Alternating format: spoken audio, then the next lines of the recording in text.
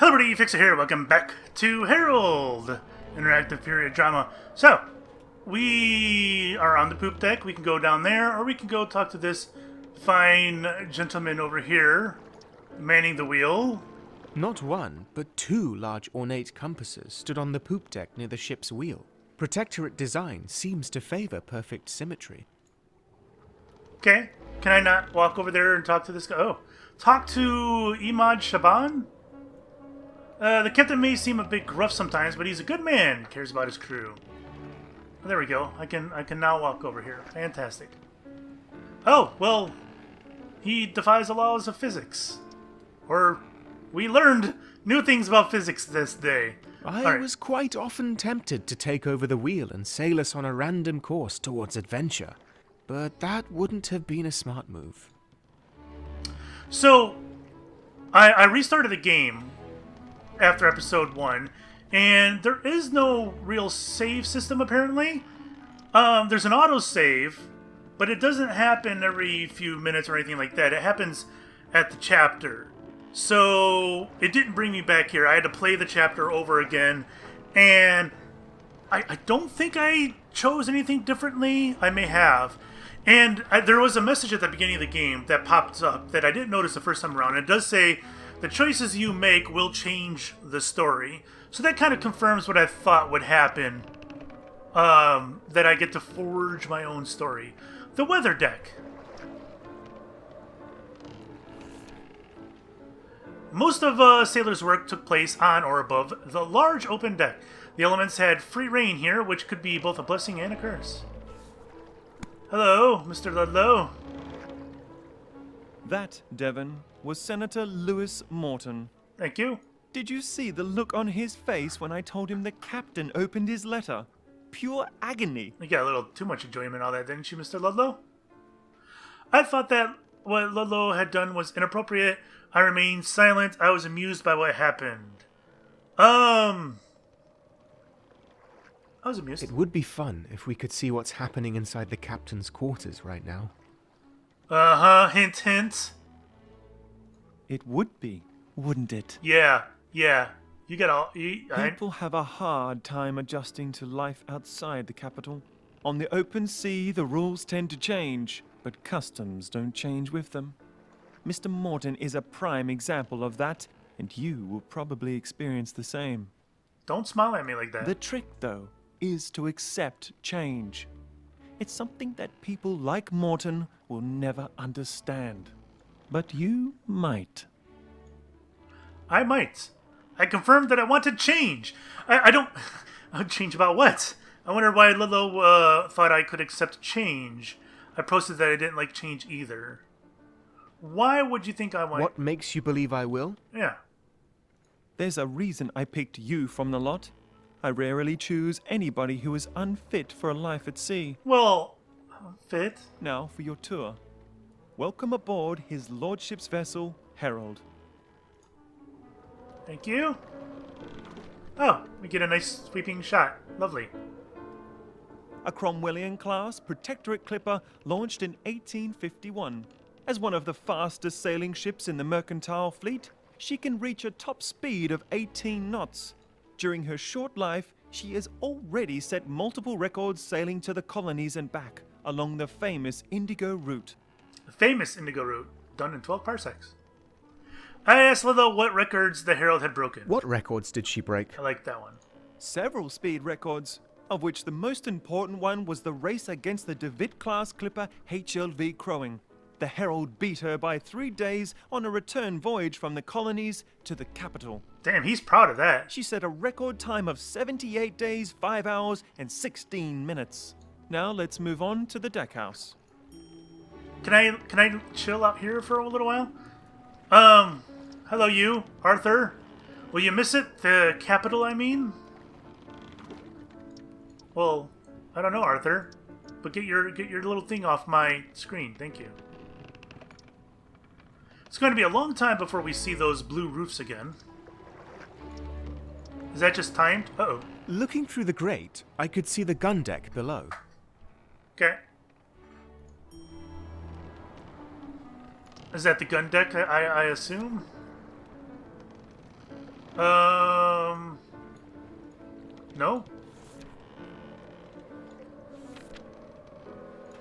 Okay.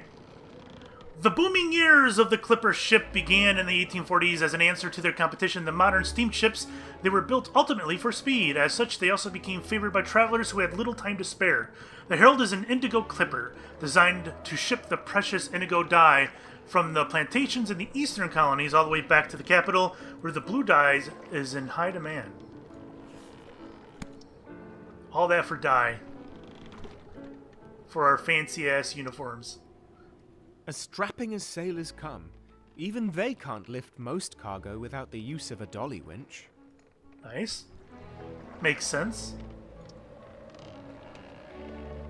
Guangzhou? You'd think hauling up the sloop would be an easy task, but it looks like you'd be wrong. Thank you. Oh, this is Ludlow. The Cromwellian-class ship type is named after one of the Protectorate's founding fathers, Oliver Cromwell. These ships are merchant clippers, built with trade in mind. Making money is their sole purpose. The Herald is an indigo clipper, which means she mainly takes shipments of indigo powder to the Protectorate homeland. I know that already. With this powder, we make the paint that coats the hulls of our ships, and the dye that gives the fabric of our clothes its bright blue hue. Yeah, see, all that work just so they can have their pretty blue. I told Ludlow that I didn't like the color blue. I didn't want to interrupt Ludlow. Alright, so I'd like to be snarky and give it to him, but I got a feeling Ludlow knows what's going on the ship, probably more than the captain does. So I think I want to buddy up to him. I asked Ludlow about the importance of the trade. Well, that I can do. I don't really get it. Why is blue paint so important? You've lived in the capital, Devan. Never noticed the rooftops of its buildings or the clothes of its people? Everything has been colored blue there. The color blue touches on much that the Protectorate holds dear. And indigo is made from a plant that produces the only known blue dye that withstands heavy wear. Until anybody finds a cheaper substitute, the indigo trade remains an invaluable part of our economy. Lovely. I was bored by Ludlow. Oh, you know what? I would love to eventually do one where I'm a complete dick. That would be fantastic. But I'm gonna play it mostly straight-laced. I'll play it by ear, situation to situation. But eventually, I would love to play through this just being a complete dick. I'm impressed, though. I never really thought about blue dye in that way. Sounds like a huge undertaking. It is, but that's not without reason. Oh, please tell me more. After all, the Protectorate is built upon free market principles that foster progress through supply and demand. Its people get paid an equal share for the work they do, and with this money they are free to do with as they wish. I am not fond of life on shore, but even I can see that the system works. For most people, at least. Now, onto the bow of the ship. Lovely. Okay. Hello, sir. Nothing to ya? Can I go in here? It's locked. Daniel a bit fast. No, not that fast.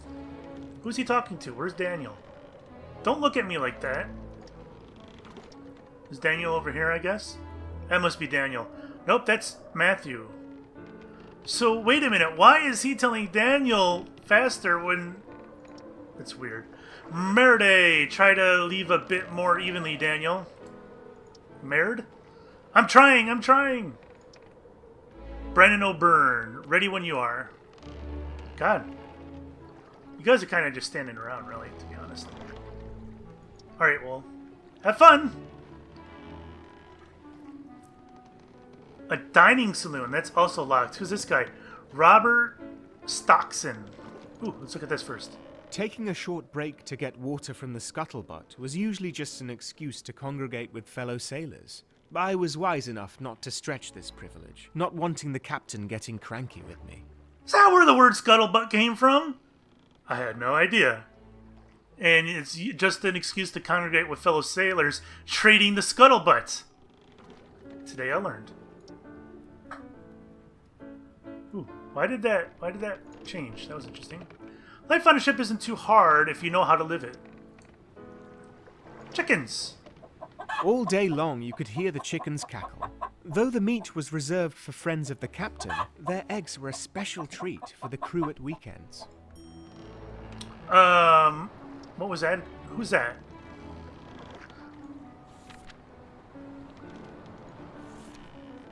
Chicken coop. Best way to keep meat from spoiling is by keeping it alive. Most ships carry livestock on long voyages and fodder for them to eat until they end up on the crew's dinner plates. While a good way to ensure an occasional meal of fresh meat, this also results in perhaps unexpected risk, that of the crew adopting their future food as pets. Therefore, the poultry keeper is changed regularly, lest he grow too fond of his charges. Are you serious? Was that a thing? Were they too afraid that someone would get emotionally attached to the chickens? There was one particular corner on the main deck where the captain couldn't see you from the poop or front deck. Littered with boxes, barrels, and sacks, it provided cover for those in a bit of a lazy mood. Okay. So, We are standing on the weather deck right now, where you will work every day ensuring the safe passage to the colonies. You will be tasked with tying the knots, reefing the sails, and swabbing the decks. I can do that. There will be no talking to first-class passengers, no idling around the ship at night, no begging, no fighting, no stealing, and most of all, don't get caught trespassing. Oh, god damn, he's treating me like I'm riffraff. Now that sounds like a lot for you to worry about, right? Well, yeah. It seemed to be hard work. I felt intimidated. I didn't think it would be a problem. Yeah, we're gonna go with that. Future playthrough, I would choose something different. I'll manage. That's what I thought. Don't worry, it'll get tedious soon enough. Keep in mind that the dining saloon in the deckhouse is only for first-class passengers and officers during this trip. Now, I do believe that I have to work my way up the ladder. I believe. I know it says that I was captain. I don't know how true that was, but I do believe I can work my way up the ladder. This I don't was know. a special request by Senator Morton, so please steer clear from the saloon if you want to keep out of trouble. Anyone without a blue coat should just use the service stairs through this door here. Well, give me a blue coat. Now, is there anything in particular you would like to know? Yeah, where can I get a blue coat? I want to know where I could get... Asked Lila why the deckhouse was off limits. I wondered what would happen if I broke a rule. What if I wanted a blue coat? Where do I get one? You'll have to earn one. The captain is an honest man. He'll reward hard work. But don't expect him to promote you anytime soon. It took me years before I earned mine. Yeah.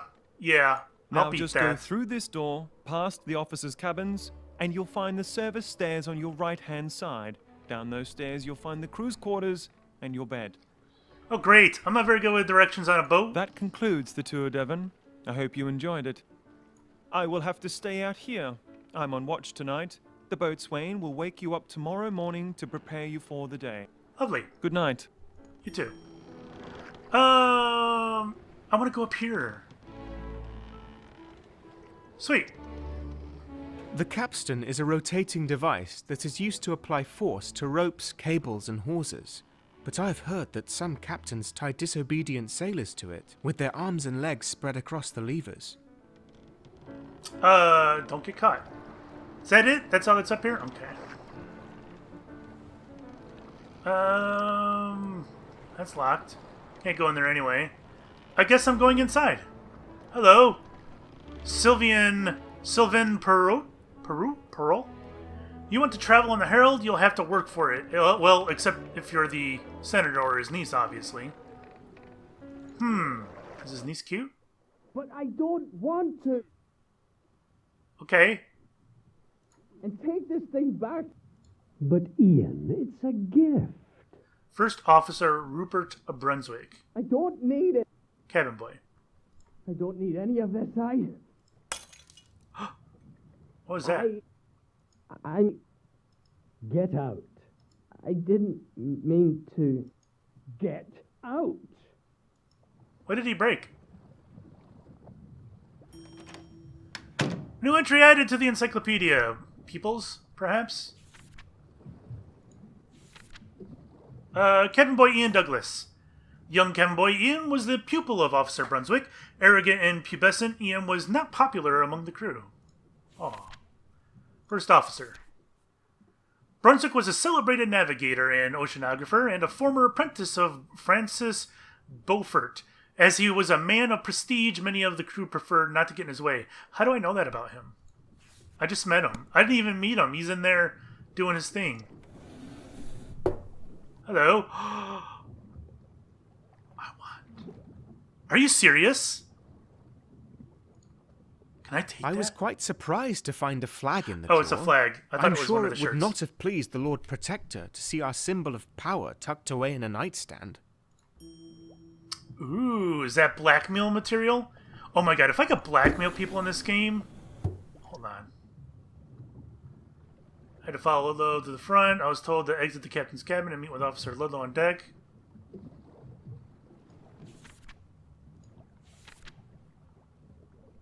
Day.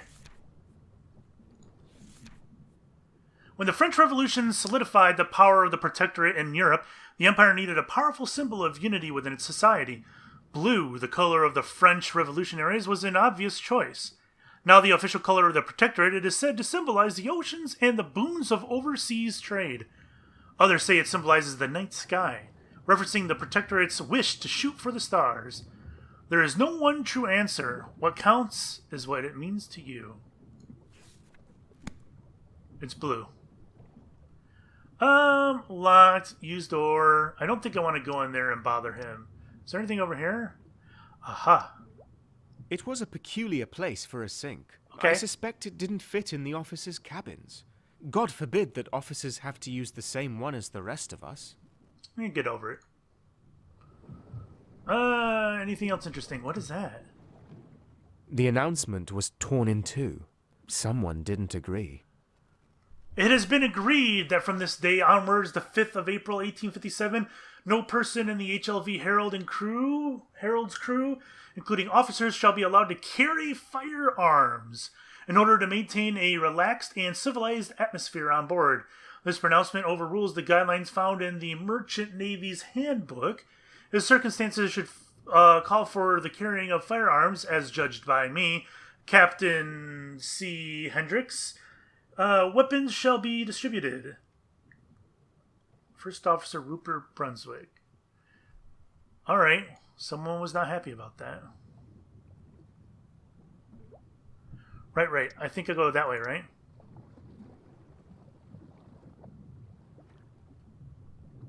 Hello. A risque pin-up poster hung tucked between two opposing walls. It tried to sell the colonies on some sort of exotic fantasy. I have to admit that its delusions were once mine. I do want to poke my nose in this guy's business. I wondered if everything was all right inside. I knocked. Go away, Ian. Oh. If you want to apologize for the compass, then now is not the right time. Excuse me, it's Devan Rensburg, sir. The new sailor? I just wanted to check if everything was all right. Rupert Brunswick, First Officer and Navigator. Nice to meet you, Rensburg. Welcome aboard. He seems alright enough. I'm sorry for my tone. I didn't mean to be rude. No problem. I do appreciate your concern. I'm making friends aboard this vessel. Ask Brunswick what happened inside. I reassured Brunswick that I wasn't bothered by his manners. Yeah. It's all right, sir. Nice to meet you too. Well, I'm fine now. But let me give you some expert advice, dear boy. Be careful whom you trust on board. Some people might not be worthy of your friendship. Keeping to yourself will save you from disappointment. Now, off to bed. It's very late. It's got pretty good voice acting. I'm happy with it. Alright, let's go. Area unlocked in the journal. Really? I know you are out there. And even though Mother taught me to address you properly, I know your language is different from ours. Please, hear my prayer. Listen to my heart. I was very curious, so I kept still and listened. Yes. I'm begging you to just help me this one time. I want you to see my struggle with the life you chose for me. I feel trapped, and I see no way out. You are the only one I can turn to. Please tell me what to do. Give me a sign. Okay. Achievement unlocked, a listening ear. Does he see me? I don't know if he sees me. Alright, what do we got here? Did something change?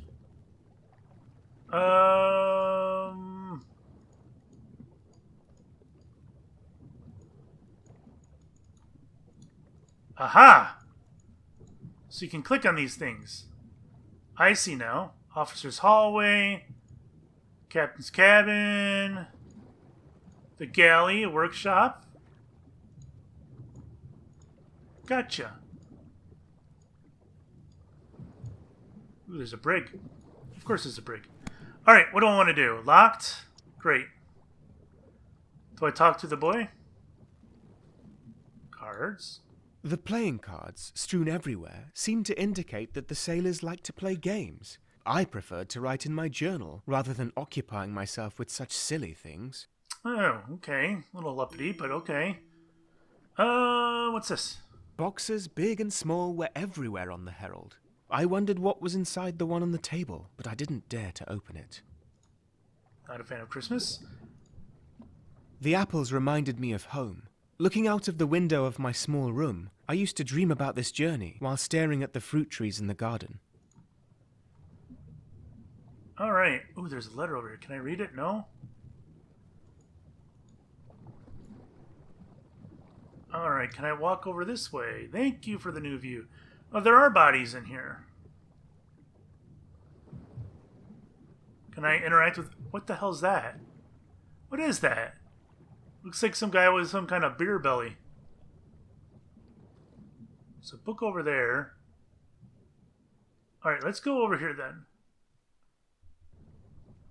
That's what I want to see. Can I look at it from this side? Nope, same difference. I want to read that letter. Most books I found in the crew quarters were racy accounts of comical adventures, so it was quite surprising to me that my crewmate Arthur was reading works by Chaucer. Alright, I can't talk to Ian. What is this? Oh! I'll admit I did consider trying on the blue coat, but the chance of someone noticing was too high. You think? Nothing else? Alright, let's get out of here. Is it bedtime? I don't see anything. Oh, how about that? All the soap in the world can't get the briny smell of the sea out of a sailor's socks, let alone the other pungent odors. Lovely. And it's down here with me. Not too far from my bed, even. It was getting late. I had to go to bed. I think, there you go. There's the option. It's telling me that if this is my last chance to investigate things. But I'm pretty sure I've covered everything. And that's probably going to cut it for the episode then, too. Thanks for watching, guys. See you next time. Bye-bye.